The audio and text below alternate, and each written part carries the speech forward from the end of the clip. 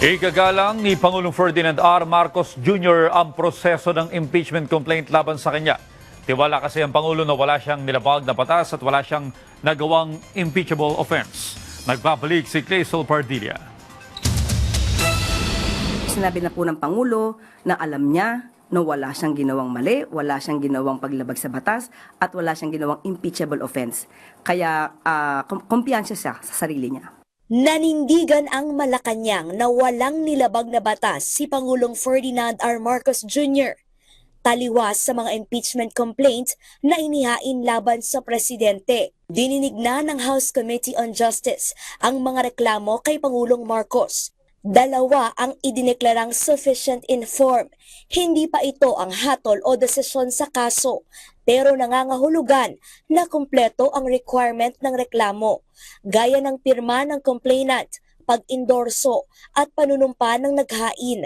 Kabilang sa may sufficient in form ang isinampa ng Makabayan Block kung saan 35 ang pumabor, 9 ang tumutol habang isa naman ang nag-abstain. Mayorya rin ang bumoto na kumpleto ang requirement sa impeachment complaint ni Attorney Andre De Jesus. With 46 votes in favor, 1 vote against, and 1 abstain, the Chair declares the De Jesus complaint as sufficient in form. Nire-respetoan niya ng palasyo ang proseso ng pagdinig sa impeachment complaint kay Pangulong Marcos.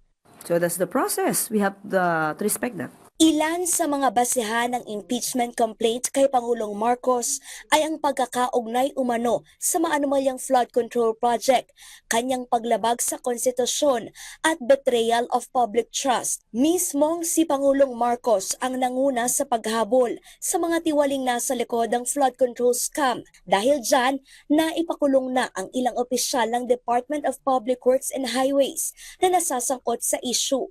Himas rehas na rin ang mag-asawang Diskaya na kontraktor sa ilang ghost project.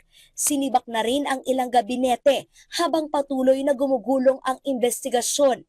Kaya buwelta ng palasyo sa akusasyon ng Makabayan Block na si Pangulong Marcos umano ang biggest fish sa katiwalian sa flood control projects. For us, irrelevant. May mababago pa po ba sa mga sinasabi ng mga Makabayan Block?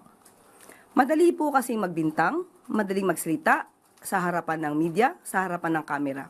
Pero ang mahirap po dito ay patunayan ang kanilang pagbibintang. Clazel Pardilla para sa Pambansang TV sa Bagong Pilipinas.